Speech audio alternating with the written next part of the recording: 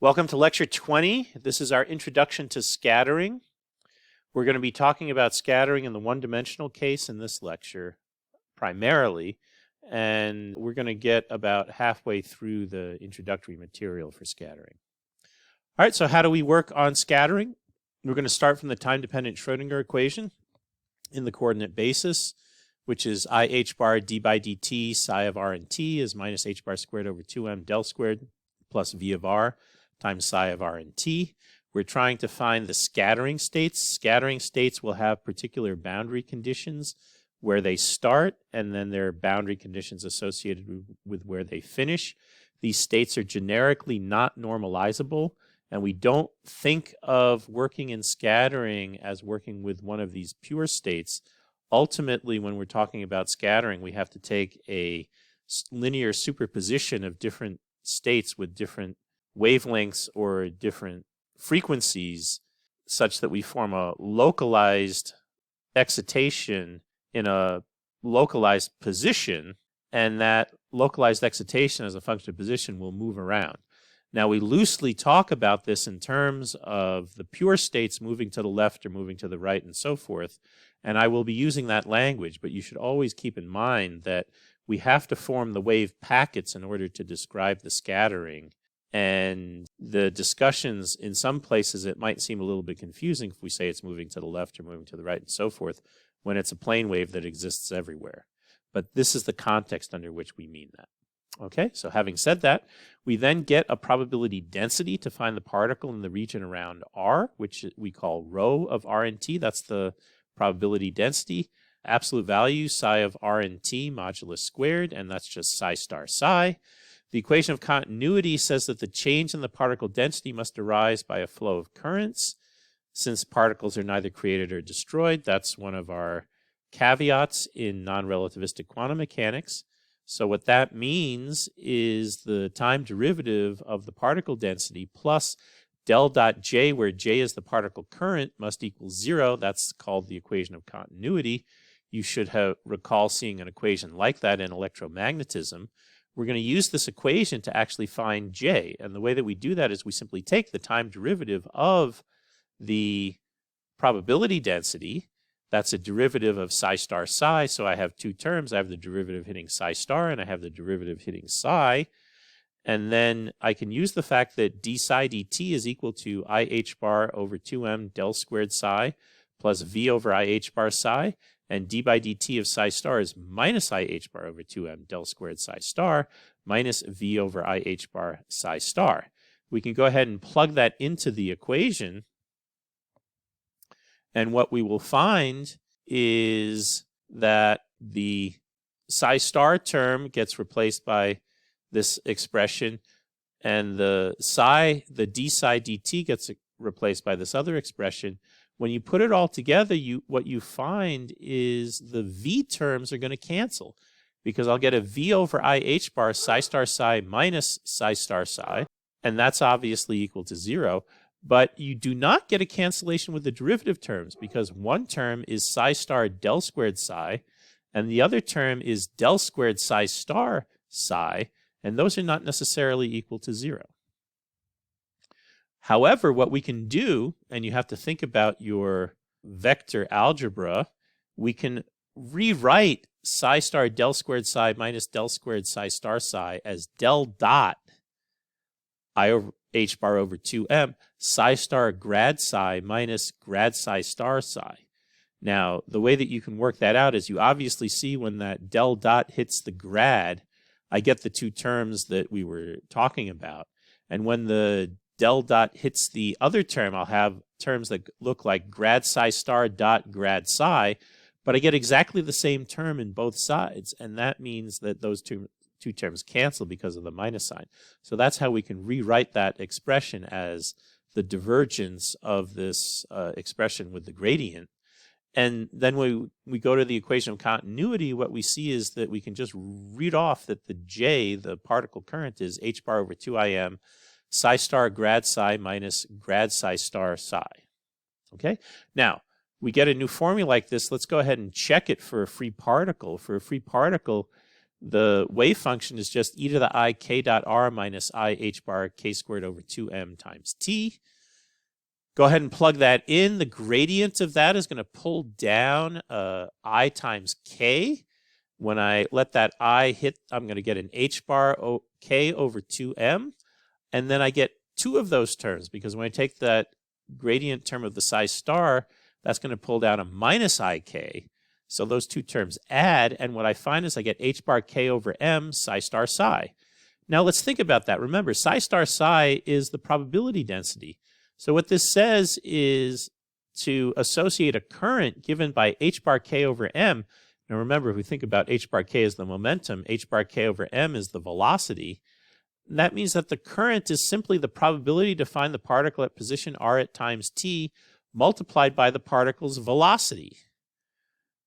I mean, that is what we would expect a current to be. So this notion of current that simply came out of working with the definition of the equation of continuity and just taking the time derivative of our particle current density, or of our probability density, automatically gives us a definition of current that seems to make sense when we look at a free particle. So that's good. That's what we would like to see in a definition of a current density. All right, we're going to work out the simplest example of one-dimensional scattering. That corresponds to a delta function potential at x equals 0. It's going to be an attractive delta function potential, so it's going to be a minus lambda delta of x with lambda greater than 0. And what we think of is we have an incident wave from the left. It's going to look like e to the I k dot x, because when I plug in the minus I omega t, e to the I k dot x is something that is moving from left to right.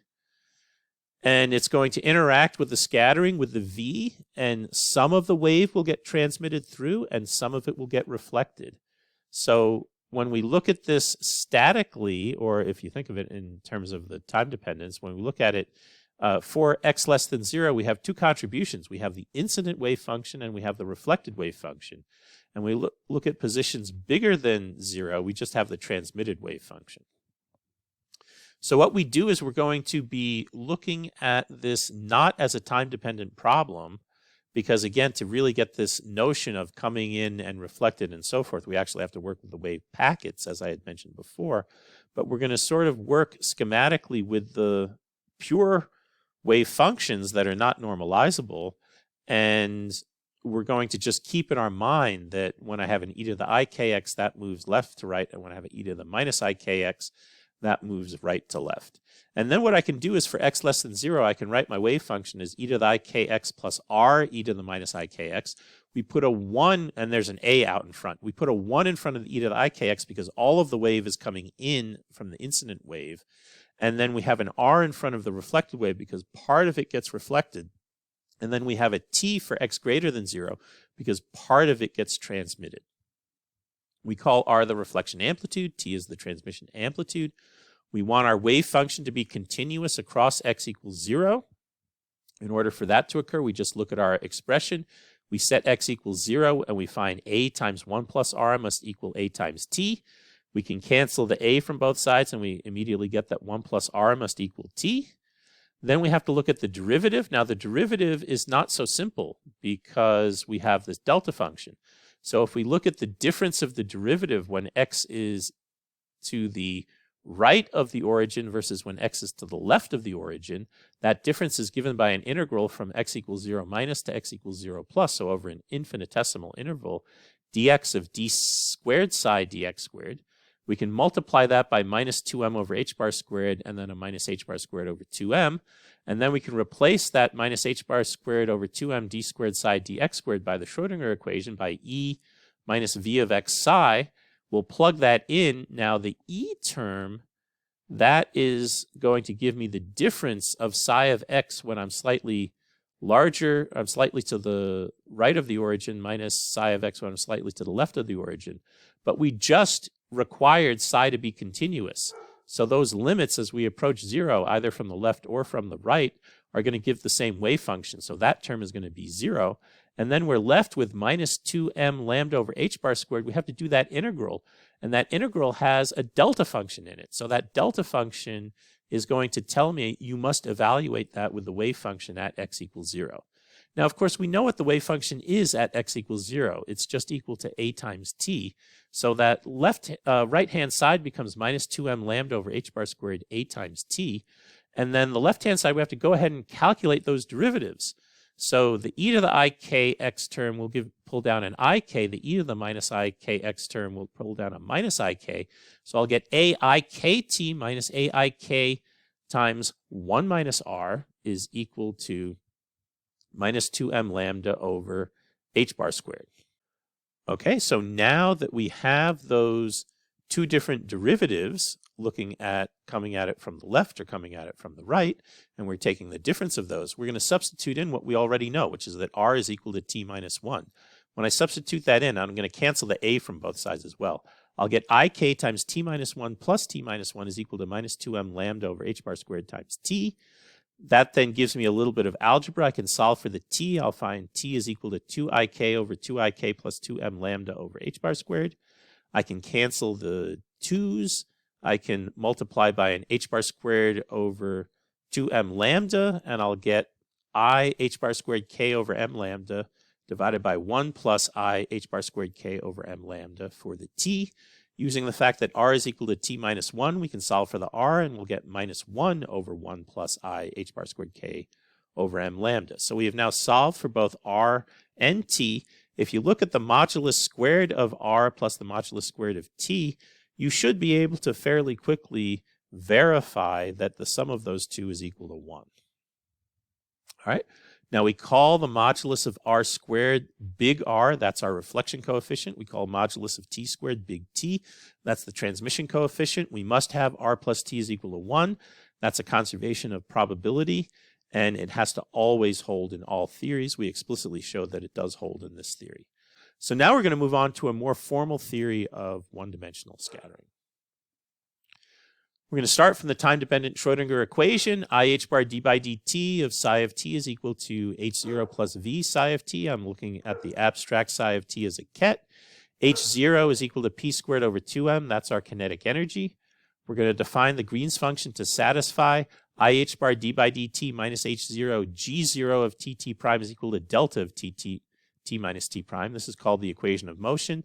Now, a lot of times when people first see this, they kind of look at this and they go, huh? You know, where'd something like that come from? All right, now you have to think carefully. We can always convert operators into matrices. And if you think about converting operators into matrices, so IH bar d by dt minus h0, that's an operator. G0 of t minus t prime, I put a hat over that because that is an operator. And delta of t minus t prime, you might think, well, that's not an operator, that's just a function. Well, if I look at that and I think of that as a matrix element between two kets, that is a diagonal matrix element because it's only non-zero when t is equal to t prime. And I can then schematically think of this as the matrix corresponding to IH bar d by dt minus h0 times the matrix corresponding to g0 is equal to the identity matrix. And another way of saying that is that g0 is the operator inverse of IH bar d by dt minus h0. And that is a good way to think about what this equation is and what the Green's function is. And if you remember back to when we were doing perturbation theory, we had sort of a similar thing. Instead of IH bar d by dt, we had the energy because we were looking at stationary states. And we had E minus H0, and we wanted to invert that operator, and we brought in our projection operators. Well, now we're looking at time dependence, and we essentially still want to invert that effective operator, that IH bar d by dt minus H0.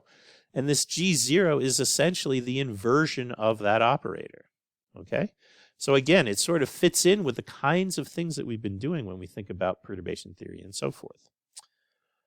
All right, so another thing to keep in mind is G0 has a delta function in its equation of motion. That means it must be discontinuous at t equals t prime. All right, so what we're going to do is we're going to rewrite G0 in terms of its two continuous pieces. We're going to take a piece that holds when when t is bigger than t prime. We're going to call that the retarded Green's function. We have a piece that holds when t is less than t prime. We're going to call that the advanced Green's function. And what I'm writing down is what is going to actually be the solution of this. We're going to write it as minus IH bar minus I over h bar theta of t minus t prime e to the minus I h0 t minus t prime over h bar, and I over h bar theta of t prime minus t e to the minus I h0 times t minus t prime over h bar. The first one is called retarded. The second one is called advanced. And we want to verify that this solves the equation of motion. We first have to look at that theta function. That's called the unit step function. It's equal to 0 for t less than 0. It's equal to 1 for t greater than 0. If I look at the derivative of that theta function, it's equal to 0 everywhere except at t equals 0, where it's infinity because I'm taking a unit step. So it certainly sounds like that is equal to a delta function.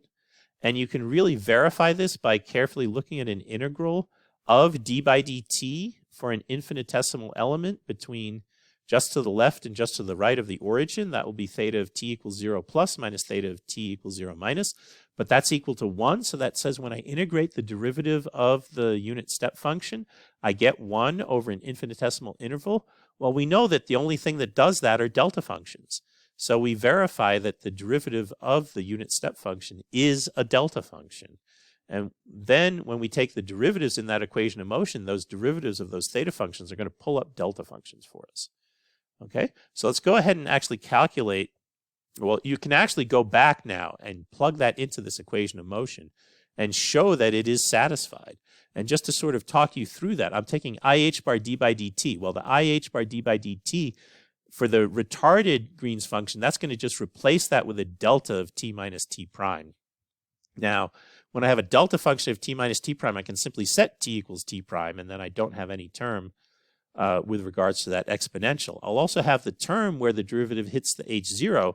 When that derivative hits the h0, it's going to give me a plus h0, which will cancel the minus h0 in that operator. And then a similar thing happens when I look at the advanced Green's function.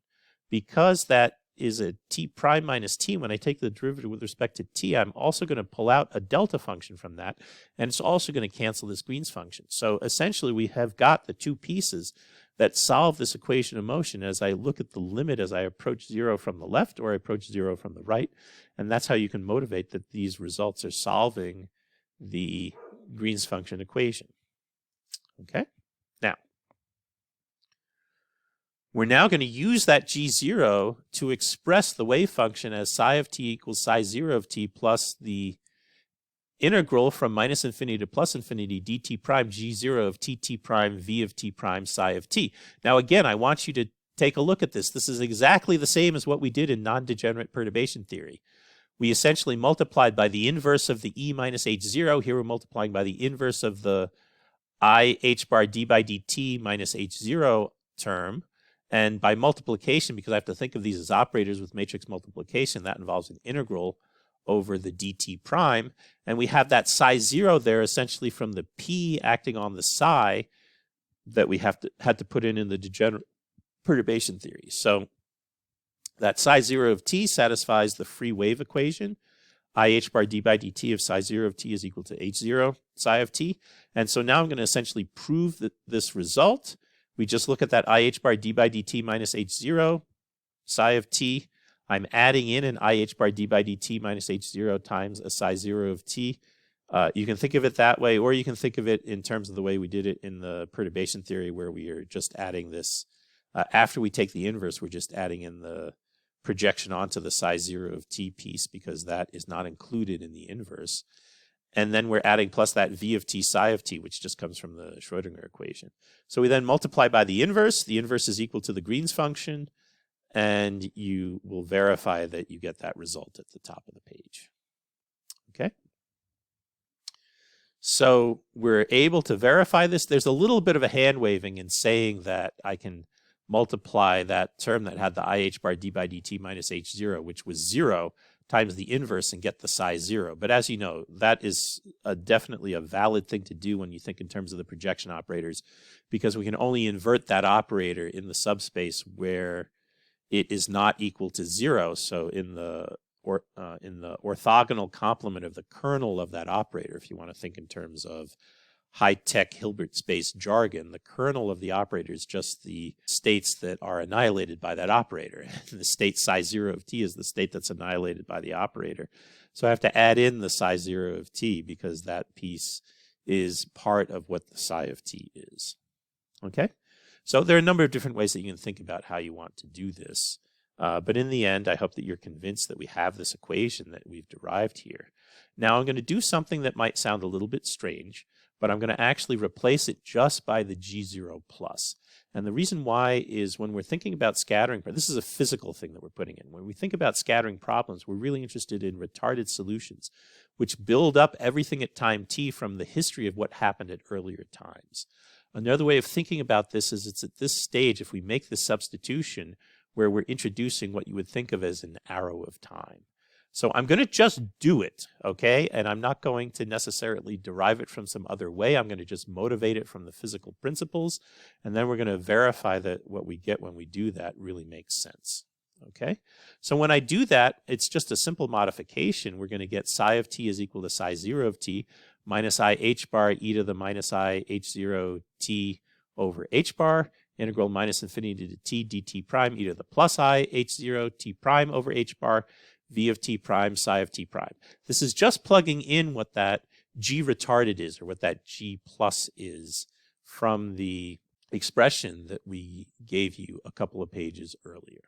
Now, what is nice about this and why it is appropriate to think of this as the arrow of time, let's take the limit t goes to minus infinity. As t goes to minus infinity, that integral goes away, and we find that psi of t approaches psi 0 of t as t goes to minus infinity.